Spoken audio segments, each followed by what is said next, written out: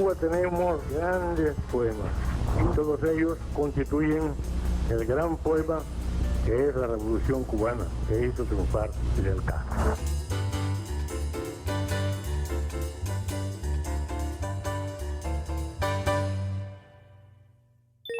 Saludos, todo un placer encontrarnos en este espacio, el espacio de los de la Unión.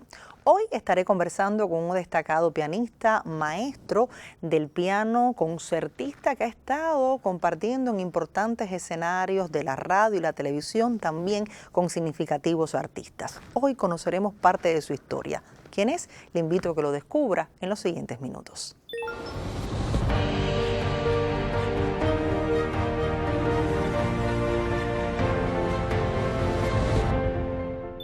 Es todo un gusto recibir en Los de la Unión a Nelson Camacho. Bienvenido, maestro. Gracias por aceptar nuestra invitación. Bueno, encantado de estar con ustedes por primera vez. Exactamente. Esperemos que no sea la última. No, esperemos. Porque siempre hay motivos para regresar, para hablar en Los de la Unión. Vamos justamente a descubrir ese niño que nació un 1 de mayo de 1948 en una etapa importante para nuestro país desde el punto de vista artístico. Me daban el dato que hacía muy poco se estrenaba el derecho de nacer, así que intuyo que su mamá estaba entonces pegada a la radio. Mi mamá, mi abuela, todos escuchaban eso. Entonces hablemos de ese niño. ¿Cuál fue el ambiente creativo que recuerda que influyera en que hubiera decidido por la carrera artística, por el piano? ¿Qué le motivó? Bueno, si supieras que en mi familia no ha habido ningún músico. Sin embargo, ha habido poetas. Mi abuelo era un poeta. Mi bisabuelo fue conceptuado el primer poeta lírico de Villa Clara. Incluso estuvo comparado en aquella época con Núñez de Arce, por su estilo, me refiero. Y también tuve a un primo de mi madre, que tuvo mucho que ver también en mi formación desde el punto de vista musical, que fue Juan Marinello. En cuanto a poesía, sí tengo esa influencia y me gusta mucho, parece, y la literatura viene de allí. Mi madre también era profesora de literatura, pero en cuanto a música, el único he sido yo. Y mucho trabajo que me costó poderme dedicar a la música. ¿Y cómo fueron esos primeros pasos? A mí desde niño, desde muy pequeñito, me gustó mucho el piano, específicamente. Fíjate tú que en aquella época se llamaba kindergarten, y en el kindergarten se tocaba el piano los viernes, que se cantaban canciones infantiles y se tocaba el himno nacional. Y si te dijera que le tuve horror al piano. ¿Cómo? Horror. Cuando empezaba a tocar la auxiliar, que en todos los kindergarten había una auxiliar que era la que tocaba el piano, a mí había que sacarme del salón, porque me ponía como histérico. Y yo era un niño muy pacífico, pero se jugaba con unos trozos de madera para hacer formas y edificaciones con eso. Y los trozos volaban, porque me daba una locura que empezaba a tirar los trozos todos y había que sacarme. Al extremo de que la directora del kindergarten, que era prima hermana de mi madre, le dijo que me viniera a recoger a las 2:30. Porque a las 3 de la tarde se hacía la actividad musical y que yo me ponía de una forma insoportable. ¿Y quién te dice que con el paso del tiempo, ya después, ese horror se convirtió en una atracción? Y donde quiera que había un piano, yo me quedaba mirando, y si estaban tocando me quedaba oyendo, y yo decía que yo sabía tocar el piano. Y no era verdad, porque lógicamente con 5 o 6 años yo no podía tocar el piano, y que yo iba a ser pianista. Eso a mi padre lo horrorizó, porque en aquella época, yo soy de Santa Clara, en provincia sobre todo, se tenían concepto de que los hombres no estudiaban piano. Esa era una cosa de las mujeres.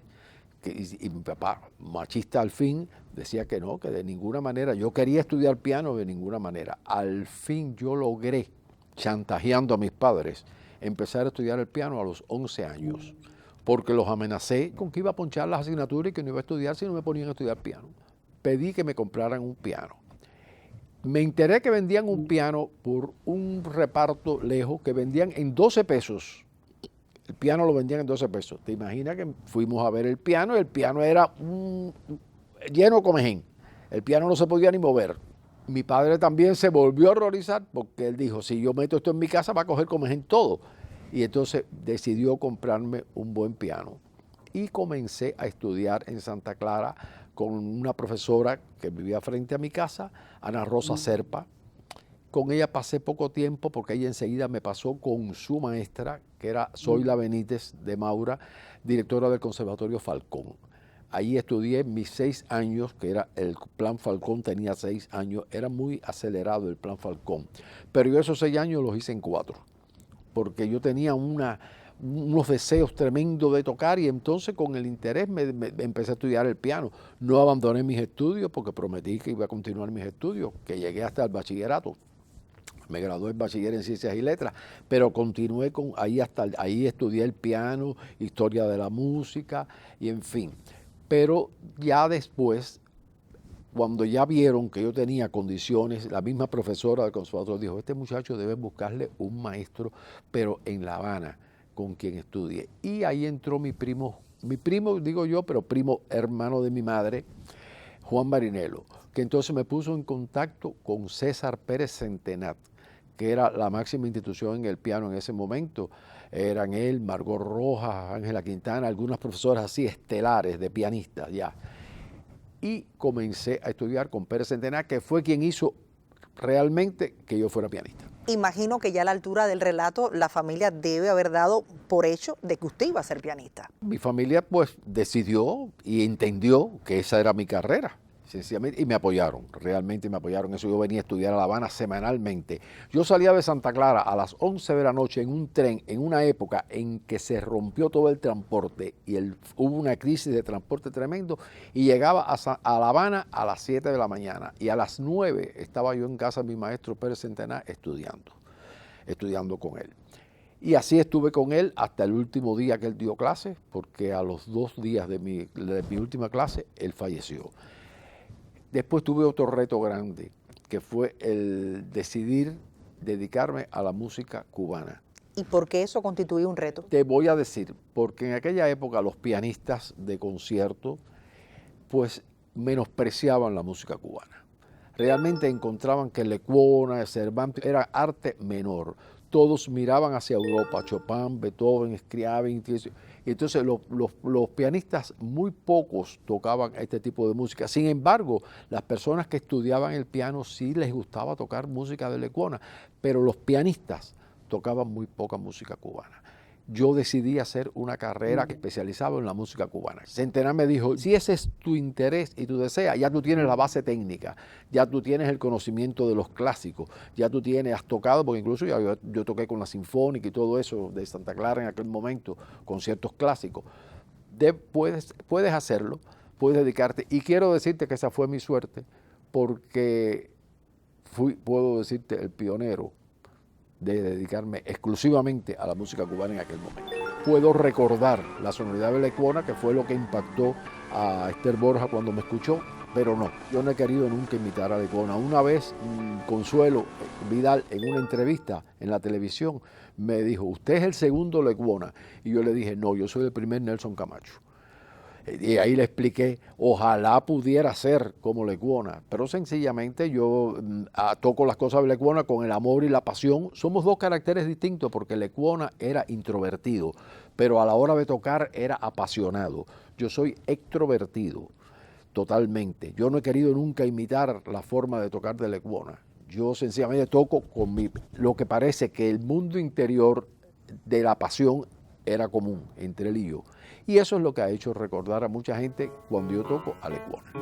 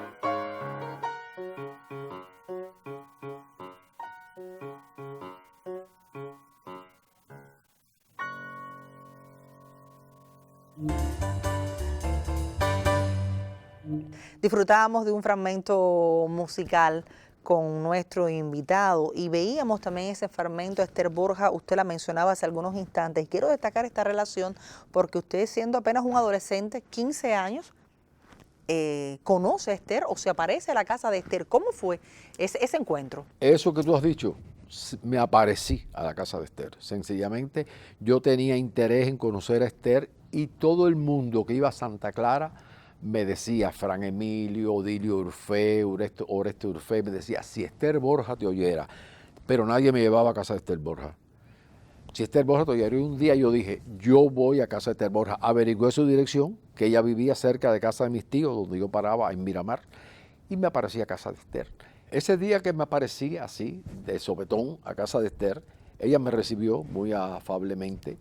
Yo le dije, mire Esther, yo tengo interés en conocerle. Yo iba con mis partituras debajo del brazo, porque yo me dedico a tocar la música cubana y específicamente la música de Lecuona, y yo tengo mucho interés porque me han hablado de que debía presentarme a usted, pero nadie me ha traído. Yo vengo hoy y me dice Esther, qué casualidad, me has dicho las mismas palabras que yo dije cuando me presenté sola en casa de Ernesto Lecuona y de Ernestina Lecuona, y me ha impresionado tu presentación conmigo. Entonces me hizo pasar a su casa, que conversó conmigo, me brindó café, me dijo, toca el piano. Y dice, toca el piano. Yo le dije, ya yo he hecho Lecuona in Memoriam en Santa Clara, ya yo he hecho conciertos con música de Lecuona, le enseñé los programas, toda la cosa. Me dice, toca, quiero oírte. Y yo toqué. Cuando estaba tocando me doy cuenta que él estaba llorando. Y yo me impresioné, ¿no? Terminé la pieza y le digo, ¿pero por qué usted llora? Y me dice, porque me ha recordado tanto a Ernesto, que de verdad que me ha emocionado tremendamente. Y eso fue el motivo por el cual yo estuve con Esther hasta su último concierto, porque ahí ella me pidió, ¿a ti te gustaría compartir conmigo? Fíjate que no me utilizó como su pianista acompañante. Ella me dijo, a mí me gusta, ya ella estaba jubilada, había acabado de llegar su jubilación, pero ella le habían pedido que continuara trabajando, continuara haciendo el álbum de Cuba y que continuara haciendo presentaciones, y ella no quería porque ella, después de haber trabajado con Lecuona, no tenía un pianista que ella se sintiera bien. Había hecho cosas con Mario Romeo, pero Mario Romeo y Adolfo Guzmán, que eran muy buenos pianistas, estaban muy complicados con sus trabajos, no podían dedicarse a ella. Vio en mí un muchacho joven que sí podía hacer ese tipo de trabajo. Me dijo, yo quiero que tú compartas conmigo los conciertos, no como mi pianista acompañante, tú hagas una parte como solista que tú eres y después me acompañes. Perfectamente, así mismo lo hicimos, viajamos toda la isla, hicimos conciertos en todo, entonces ya como ese, fue un resurgir de Esther en los escenarios de conciertos. Entonces nos pedían de tal provincia, nos pedían de Santiago de Cuba, nos pedían de Las Tunas, y estábamos constantemente viajando. Así fue hasta su último concierto, aquí en La Habana, en los Palacios de los Capitanes Generales, que Eusebio Leal nos pidió que hiciéramos ese concierto, donde ella me sorprendió anunciando su retiro definitivo del escenario. Y me sorprendió porque yo estaba acompañándola tocando y se vira hacia mí entre pieza y pieza y me dice, prepárate porque voy a cantar todo lo que me pidan esta noche, porque es la última noche que voy a cantar. Digo yo, pero ¿cómo si usted tiene su voz perfectamente bien? ¿Por qué? Dice, sí, pero algo me dice. Y ella no era una mujer creyente de religiones, ni espiritismo, ni nada de eso. Me dice, algo me ha dicho que esta noche debo parar, porque yo no voy a perder la voz en el escenario. Yo quiero que la gente me recuerde cantando como yo canto. Y hoy es la última noche que voy a cantar. Y así fue. El público le empezó a pedir. Y ella terminó con Damisela Encantadora, que fue la pieza que la lanzó a ella al teatro, que Lecuona compuso especialmente para ella en la zarzuela Lola Cruz. Y ese es el motivo por el cual yo, todos mis conciertos, después que hago mi programa, toco Dancor, Damisela Encantadora. Muchos cantantes que yo he invitado a mis conciertos me han dicho, acompáñeme Damisela Encantadora. Digo yo, no. Yo así, incluso Rosita en una ocasión me dijo, vamos a hacer Damisela. Digo yo, no. Damisela yo se la acompañaba a Esther. La toco yo y la canta todo el teatro, todo el público conmigo. Pero la Damisela yo no se la acompaño a nadie. Y así ha sido. He terminado siempre mis conciertos, entonces todo el mundo me pide Damisela Encantadora, porque recuerda ese trabajo mío con Esther, que fue más o menos como 15 años, ininterrumpidamente.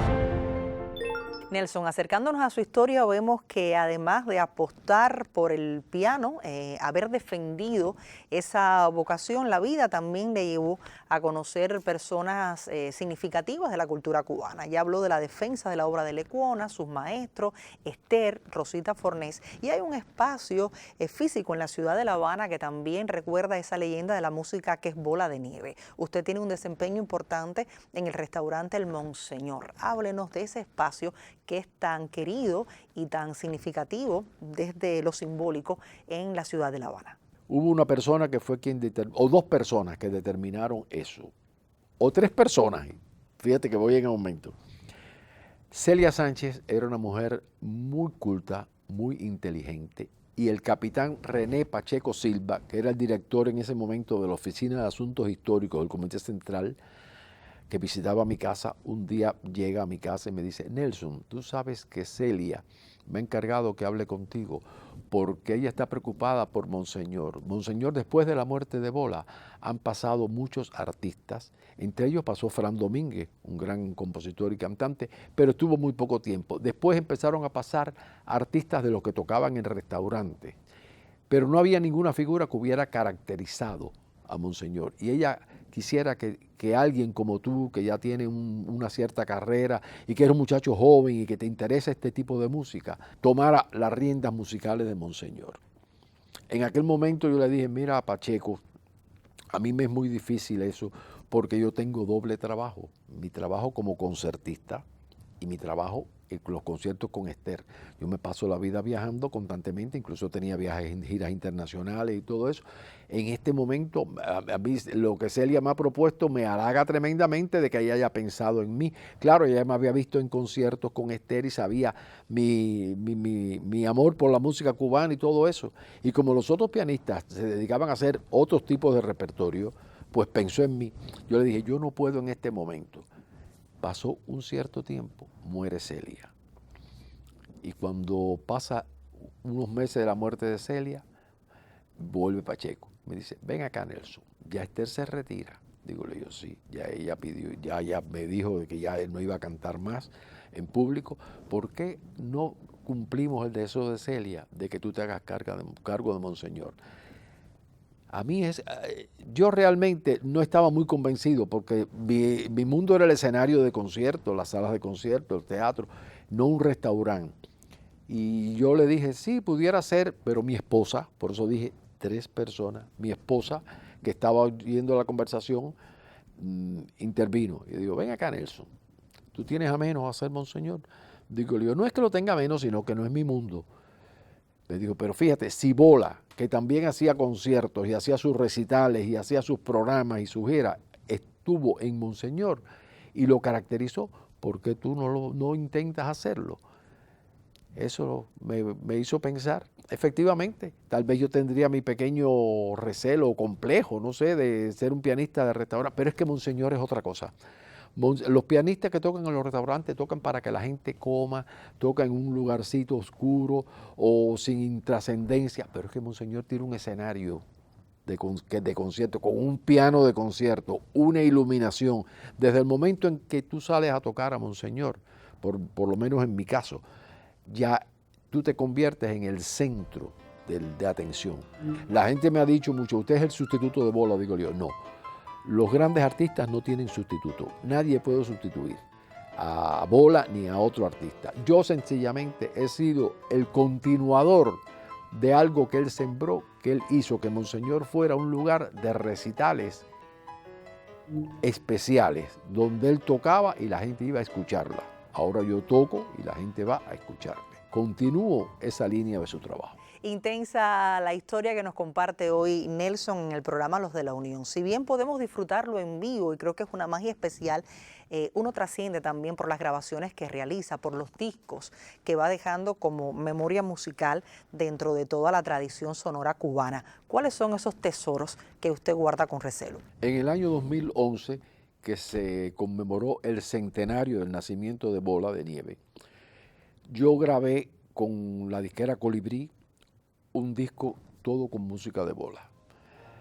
Hice versiones al piano de La Flor de la Canela, del Caballero de Olmedo, de Vete de mí, Drume Negrita, todo eso. Y se presentó en esa gala que hice en Monseñor, donde fue muy particular porque tuve invitados muy especiales.